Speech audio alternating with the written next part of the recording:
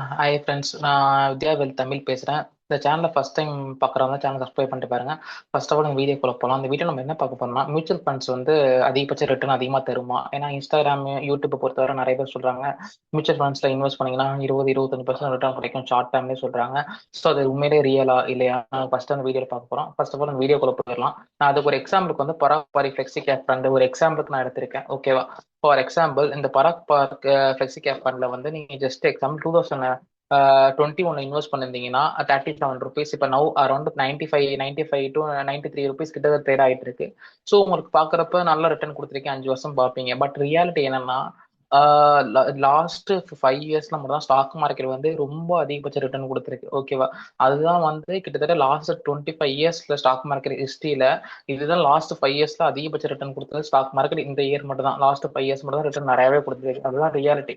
ஓகேவா? நீங்க இதை பார்த்துட்டு வந்துட்டு 22-23% வந்து கண்டிப்பா வந்து எஸ்ஐபி பண்ணீங்கன்னா, மியூச்சுவல் ஃபண்ட்ஸ்ல இண்டெக்ஸ் ஃபண்ட்ஸ்ல போய் எஸ்ஐபி பண்ணிட்டே இருந்தீங்கன்னா நிறைய ரிட்டர்ன் பார்க்கணும்னு எக்ஸ்பெக்ட் பண்ணிட்டு வராதீங்க.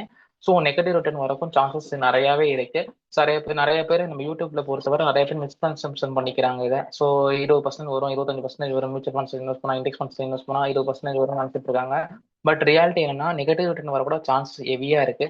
ஃபார் எக்ஸாம்பிள், நீங்க வந்து இதே வந்து பராக் பாரிக் ஃபிளெக்ஸி கேப் ஃபண்ட்ல வந்து 2021 நீங்க 53 ரூபாய்க்கு இன்வெஸ்ட் பண்றீங்கன்னு வச்சுக்கோங்களேன். ஸ்டில் ஒரு டூ இயர்ஸ் அரௌண்ட் வந்து ஸ்டில் அதே ரேஞ்சில் தான் இருக்கு. ஓகேவா? ஸோ இதுலேயே மோஸ்ட் ஆஃப் இன்வெஸ்டர் வந்து ஓப் போட்டுருவாங்க. ஓகேவா? நம்மளோட மக்களோட மைண்ட் செட்டே அதுதான். ஓகேவா? ஸோ நீங்க ஜஸ்ட் நெகட்டிவ் ரிட்டர்ன் நீங்களோட இதுல போர்ட்ஃபோலியோ பார்த்தாலே நீங்க என்ன நினைச்சிருவீங்க? ஐயோ லாஸ்ட்ல போதும் செல் பண்ணிட்டு தான் வருவீங்க. இதுதான் ரியாலிட்டி செக் படி. அண்ட் ஆல்சோ வந்து லைக் 2010 to 2020 படி பார்த்தீங்கன்னா, ஆவரேஜ் வந்து நிஃப்டியோட ரிட்டர்ன் வந்து 12-13% தான் ரிட்டர்ன் கொடுத்துருக்கு, ஆவரேஜ் ரிட்டர்னு. ஓகேவா? அண்ட் ஆல்சோ சம் இயர்ஸ்ல வந்து நெகட்டிவ் ரிட்டர்ன் கூட கொடுத்துருக்கு, 3-4% நெகட்டிவ் ரிட்டர்ன் கூட நிறைய தந்திருக்கு நிஃப்டியை பொறுத்த. ஸோ ஃபார் எக்ஸாம்பிள், நான் உங்களுக்கு ஒரு எக்ஸாம்பிளோட சொல்றேன். இப்போ ஏதாவது நிஃப்டி 50யோட சார்ட் இது. ஓகே, இந்த சார்ட்ல நீங்க கிட்டத்தட்ட வந்து ஜஸ்ட் நான் ரிமூவ் பண்ணிக்கிறேன் எல்லாத்தையுமே. ஓகே, நான் மந்த்லி டைம் ஃப்ரேம் வச்சுக்கிறேன். ஓகே, மந்த்லி டைம் ஃப்ரேம் வச்சிருக்கேன். ஃபார் எக்ஸாம்பிள், நீங்க வந்து ஒரு எக்ஸாம்பிளுக்கு சொல்றேன். நீங்க 2007ல மியூச்சுவல் ஃபண்ட்ஸ்ல இன்வெஸ்ட் பண்ணியிருந்தீங்கன்னா, மார்க்கெட் அப்பயுமே நல்ல ரேலி. கிட்டத்தட்ட 2004ல இருந்து 2007 வரைக்கும் கிட்டத்தட்ட 3 இயர்ஸ் வந்து புல் ரன் நடந்திருக்கு மார்க்கெட்ல. கிட்டத்தட்ட நல்ல ரிட்டர்ன், கிட்டத்தட்ட எவ்வளவு பர்சன்ட் ரிட்டர்ன் கொடுத்துருக்குன்னா, கிட்டத்தட்ட ஜஸ்ட் மினிட், கிட்டத்தட்ட 300%, 350% ரிட்டர்ன் கொடுத்துருக்கு. ஓகேவா? ஸோ 3.5x கொடுத்துருக்கு ரிட்டர்ன் கிட்டத்தட்ட வித்தின் 3 இயர்ஸ்ல. So heavy rally bull run. So நீங்க என்ன எக்ஸ்பெக்ட் பண்ணிருப்பீங்க? மார்க்கெட் இங்க நிறைய பேர் இன்வெஸ்ட் அப்ப நீங்க அங்க இருந்தீங்கன்னா என்ன நினைச்சிருப்பீங்க? ஸோ மார்க்கெட் மேலதான் போக போகுது, மார்க்கெட் இங்க நிக்கவே நிக்காது, கண்டிப்பா போனுச்சுன்னா அடுத்து இன்னும் ஒரு 5-6 மடங்கு போகணும்னு நினைச்சிருப்பீங்க. பட் ரியாலிட்டி மார்க்கெட்டை பொறுத்தவரை அப்படி கிடையாது. ஃபார் எக்ஸாம்பிள், நீங்க இங்க இன்வெஸ்ட் பண்ணிருந்தா கிட்டத்தட்ட லாஸ்ட் 1.5 இயர்ஸ் நீங்க ஆல்மோஸ்ட் கிட்டத்தட்ட 50% நெகட்டிவ் ரிட்டர்ன் தான் இருந்திருப்பீங்க. 50-70% நெகட்டிவ் ரிட்டர்ன் தான் இருந்திருப்பீங்க. அண்ட் ஆல்சோ நீங்க அதே இன்வெஸ்ட்மெண்ட்டை கண்டினியூவா பண்ணிட்டே வந்தீங்கன்னா, ஆல்மோஸ்ட் வந்து அந்த பிரேக் ஈவன் பாயிண்ட் வரைக்கும் கிட்டத்தட்ட உங்களுக்கு 2 இயர்ஸ் ஆயிருக்கும். ஏன்னா வந்து நீங்க பாலாக ரெகுலரா எஸ்ஐபி பண்ணா மட்டும் தான் நீங்க ஆவரேஜா இங்க அரௌண்ட் இந்த 4500 ரேஞ்சில் பையே பண்ணிருப்பீங்க நிப்டி. பட் ஆனா most of people reality check என்னன்னா, most of 10 out of 9 peoples வந்து இந்த லாஸ் பார்த்துட்டு மார்க்கெட் விட்டு எக்ஸிட்டே ஆயிருப்பாங்க. அதுதான் ரியாலிட்டி செக். ஓகேவா? ஸோ நீ கண்டிப்பா வந்து இதுல வந்து 10ல ஒருத்தன் மட்டும் தான் வந்து கரெக்டா ரெகுலரா இன்வெஸ்ட் பண்ணிட்டு வந்திருப்பான். ஸோ இங்க பிரேக் ஈவன் நடக்கிறதுக்கு கிட்டத்தட்ட 3 இயர்ஸ் ஆயிருக்கும். 3 இயர்ஸ் 2.5 இயர்ஸ் ஆயிருக்கும். ஸோ உங்க போட்ட அமௌண்ட் உங்க அக்கௌண்ட்ல இருக்கிறதுக்கே கிட்டத்தட்ட 2.5 இயர்ஸ் ஆயிருக்கும். ஸோ அதுக்கப்புறம் தான் மார்க்கெட் ரேலியா இருக்கு. ஸோ மார்க்கெட் பொறுத்தவரை எப்பயுமே ஏறிட்டே தான் போகும். கண்டிப்பா 20% ரிட்டர்ன் தரும்னா வாய்ப்பே கிடையாது மார்க்கெட்ல. அதுதான் ரியாலிட்டி. பட் லாஸ்ட் 5 இயர்ஸ்ல மார்க்கெட் நம்மளுக்கு வந்து ஹியூஜ் ரிட்டர்ன் கொடுத்துருக்கு. ஃபார் எக்ஸாம்பிள், இதான் கோவிட் கிராஷ்ல இருந்து 2020ல இருந்து கிட்டத்தட்ட இப்ப 2026 வரைக்குமே கிட்டத்தட்ட மார்க்கெட் நல்ல அப்சைட் ரேலியா இருக்கு. ஸோ இதெல்லாம் எப்படின்னா, ரேரஸ்ட் ஆஃப் ரேர் கேஸ் இது ஸ்டாக் மார்க்கெட் நடக்கிற ரேர் கேஸ். ஓகேவா? இதெல்லாம் டெஃபினட்டா கொடுக்கணும் வாய்ப்பே கிடையாது. ஸோ நம்ம எப்பயுமே ரியாலிட்டி செக் என்னன்னா, ஸ்டாக் மார்க்கெட்டை பொறுத்தவரை லாங் டேர்ம்ல சர்வே ஆகிறவங்க, லாங் டேர்ம்ல ரெகுலரா இன்வெஸ்ட் பண்ணிட்டு லாங் டேர்ம்ல பாக்குறவங்க தான் ப்ராஃபிட்டே பண்ணுவாங்க ஸ்டாக் மார்க்கெட்டை பொறுத்தவரை. தவிர ஷார்ட் டேர்ம்ல இன்வெஸ்ட் பண்ணிட்டு நிறைய ரிட்டர்ன் வரும் எக்ஸ்பெக்டோட வந்தவங்க எல்லாம் கண்டிப்பா வந்து 1 இயர்ஸ் 2 இயர்ஸ் தான் மார்க்கெட்ல சர்வே பண்ணுவாங்க. அதுதான் ரியாலிட்டி. ஓகேவா? நீங்க எப்பயுமே லாங் டேர்ம் தான் ஃபோக்கஸ் பண்ணுங்க.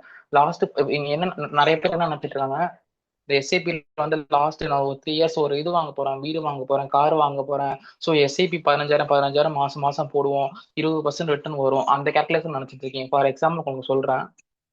நீங்க ஒரு 15,000 மாசம் மாசம் போறீங்க, உங்களுக்கு ஒரு டார்கெட் வச்சிருக்கீங்க, 20% டார்கெட் வச்சிருக்கீங்க. 5 வருஷத்துல அந்த இதை வாங்கி ஏதோ ஒரு வீடோ ஒரு காரோ வாங்கணும்னு ஆசைப்படுறீங்க, ஓகேவா? நீங்க எக்ஸ்பெக்ட் பண்றீங்க ஒரு 15 லட்சம் தேவை, 14 லட்சம் தேவை, அதுக்காக நான் இப்படி போறேன்னு நினைச்சு எக்ஸ்பெக்ட் பண்ணிட்டு இருக்கீங்க.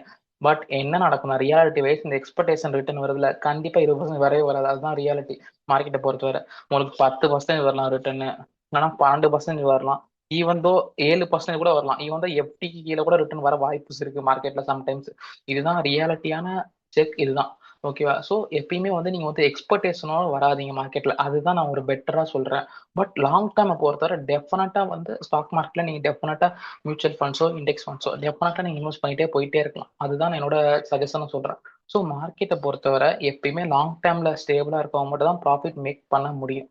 ஓகே, ஷார்ட் டேர்ம்ல வந்து அந்த 20% ரிட்டர்ன், 20% லாஸ்ட் 5 இயர்ஸ்ல 20% கொடுத்துருக்கு, அதனால அப்கமிங் 5 இயர்ஸ்லயும் 20% ரிட்டர்ன் தரும் நீங்க எக்ஸ்பெக்டேஷன்ல வரவே வராதீங்க. ஈவன் தோ அந்த அப்கமிங் 5 இயர்ஸ் கூட நெகட்டிவ் ரிட்டர்ன் ஃபுல்லாவே தந்து உங்களுக்கு ஈவன் தோ அந்த நீங்க போட்ட அமௌண்ட் கேபிட்டல் கூட இல்லாம ஆயிரலாம்.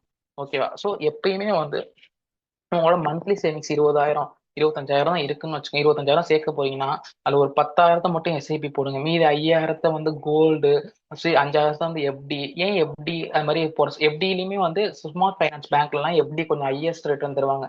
8%, 8.2% அந்த மாதிரிலாம் தருவாங்க. ஸோ அதுக்கேற்ற மாதிரி நீங்க எஃப்டி பண்ணிக்கோங்க. எஃப்டிஆர்எஸ் ஆர்டி அது மாதிரி பண்ணிக்கோங்க. ஸோ அது மாதிரி நீங்க ஜஸ்ட் வந்து போர்ட்ஃபோலியோ டைவர்சிஃபிகேஷன் பண்ணிட்டே வாங்க, அதுதான் பெட்டர். தவிர நீங்க வந்து இது ஒரு 20% நீங்க வந்து மைண்ட்ல ஃபிக்ஸே பண்ணாதீங்க. ஸோ எப்பயுமே ஆவரேஜா 12% மட்டும் மைண்ட்ல ஃபிக்ஸ் பண்ணிக்கோங்க எப்பயுமே. அதுக்கு மேல கிடைச்சதுன்னா நம்மளுக்கு போனஸ் தான்.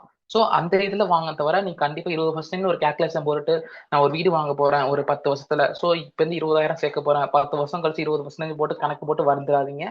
ஸோ இதுல நிறைய அட்வான்டேஜ் இருக்கு, டிஸ்அட்வான்டேஜஸ் இருக்கு. உங்க நல்ல நல்ல நேரம் மார்க்கெட் நல்லா வந்து பக்காவா இருக்கு. ஃபைனான்ஸ் லைக் இந்தியா வந்து like almost last 10 to 15 years நல்லா வந்து பெர்ஃபார்மன்ஸ் பண்ணிருக்கு, அவுட் பெர்ஃபார்ம் பண்ணிருக்கு இந்தியன் மார்க்கெட். ஸோ அப்கமிங் இயர்ஸ்ல கண்டிப்பா பண்ணணும்னு நினைச்சா டெஃபினட்டா 20% 25% கூட ரிட்டர்ன் தர வாய்ப்பு இருக்கு. பட் இது எல்லாமே வந்து கண்டிப்பா தரும்னு சொல்ல முடியாது, இதெல்லாம் ப்ராபபிலிட்டி தான். ஓகே, தரலாம் தராமையும் போகலாம். ஸோ டெஃபினட்டா வந்து மியூச்சுவல் ஃபண்ட்ஸ் இன்வெஸ்ட் பண்றவங்க ஒரு மைண்ட் செட்டோட வராதிங்க. 20% ரிட்டர்ன் தரும் சொல்லிட்டு மைண்ட் செட்டோட வரவே வராதிங்க. மைண்ட்ல ஃபிக்ஸ் பண்ணிக்கோங்க 10 to 12% கண்டிப்பா உங்களுக்கு ரிட்டர்ன் கிடைச்சிடும். ஸ்டாக் மார்க்கெட் மியூச்சுவல் ஃபண்ட்ஸ் இல்லை இண்டெக்ஸ் ஃபண்ட்ஸ் மியூச்சுவல் ஃபண்ட்ஸை பொறுத்தவரை டெஃபினட்டா 10 to 12% ஒரு 5 to 6 இயர்ஸ் அந்த அந்த டைம் பீரியட்ல இன்வெஸ்ட் பண்ணா கண்டிப்பா கிடைக்கும். ஸோ நீங்க என்ன பண்ண நினைக்கிறீங்க? 10 to 12% கிடைச்சிருந்தா நான் இன்னைக்கு இன்வெஸ்ட் பண்ணி அடுத்த வருஷம் எடுத்தா கிடைக்குமான்னு நினைக்கிறீங்க? அதுக்கு அது சொல்ல முடியாதும், சான்சஸ் இல்லை. நான் இப்போ என்ன சொல்றேன்னா ஒரு குறிப்பிட்ட 5 இயர்ஸ்க்கு மேல இன்வெஸ்ட் பண்ணவங்களுக்கு டெஃபினட்டா 10 to 12% கண்டிப்பா ரிட்டர்ன் கிடைச்சிடும். நான் அந்த டைம் பீரியட் தான் சொல்றேன். தவிர இந்த ஒரு வருஷத்துல இன்வெஸ்ட்மெண்ட் 6 மாசம் இன்வெஸ்ட்மெண்ட் 10 to 12% கிடைக்கும்னா அதுவும் சான்சஸ் ரொம்ப கிடையவே கிடையாது. ஸோ நீங்க நிஃப்டி கிராஃப் எடுத்து நீங்க ஜஸ்ட் அந்த ட்ரேடிங் வியூ வந்து உங்களுக்கு வந்து லேப்டாப் ஏதாச்சும் லைக் மொபைல் வச்சிருந்தா கூட ட்ரேடிங் ஆப் எடுத்துட்டு நிஃப்டி 50 இண்டெக்ஸ் எடுத்துட்டு ஜஸ்ட் நீங்க செக் பண்ணி பாருங்க. ஆல்மோஸ்ட் 2018ல இருந்து 2020 வரைக்குமே கிட்டத்தட்ட 2 இயர்ஸ் வரைக்குமே மார்க்கெட் வந்து நெகட்டிவ் ரிட்டர்ன் தான் கொடுத்துருக்கு. ஸோ இங்கேயும் அதே தான், கிட்டத்தட்ட 2021ல இருந்து 2023 வரைக்கும் மார்ச் வரைக்குமே நெகட்டிவ் ரிட்டர்ன்ல நீங்க போட்ட அமௌண்ட் அப்படியே தான் இருந்திருக்கும். ஸோ இதுதான் மார்க்கெட்டோட ரியாலிட்டி. ஸோ நீங்க கோவிட்ல இன்வெஸ்ட் பண்ணவங்க வேணா பெனிஃபிட் ஆவாங்க தவிர இப்போ இன்வெஸ்ட் பண்றவங்க எல்லாம் கண்டிப்பா 20% ரிட்டர்ன் வருமானா சொல்ல முடியாது அது. ஸோ மார்க்கெட்டை பொறுத்தோம். ஸோ போகலாம் போகாம இருக்கலாம், ஃபால் கூட ஆகலாம் இங்கிருந்து. ஸோ அதை வந்து நம்மளால ப்ரெடிக்டே பண்ண முடியாது. ஸோ இது நம்பிட்டு தான் நம்ம இன்வெஸ்ட் பண்ணணும்னு பண்ணிட்டு இருக்காதீங்க. ஸோ இன்வெஸ்ட் பண்றவங்க போர்ட்ஃபோலியோ டைவர்சிஃபிகேஷன் பண்ணிட்டு இன்வெஸ்ட் பண்ணுங்க. ஓகே, அண்ட் ஆல்சோ ஏதாச்சும் டவுட்ஸ் இருந்தாலும் கமெண்ட் செக்ஷன்ல கமெண்ட் பண்ணுங்க. அண்ட் ஆல்சோ நெக்ஸ்ட் வீடியோ நம்ம என்ன பேச போறோம்னா எது கோல்டு இன்வெஸ்ட்மெண்ட் பெஸ்ட்டா இல்லை mutual funds or index funds stock market invest பண்றது பெஸ்ட்டான வந்து ஒரு வீடியோ நான் மேக் பண்ணி போறேன். ஸோ ஏதாச்சும் டவுட்ஸ் இருந்தாலும் கமெண்ட் செக்ஷன்ல கமெண்ட் பண்ணுங்க. Okay friends, yeah thank you.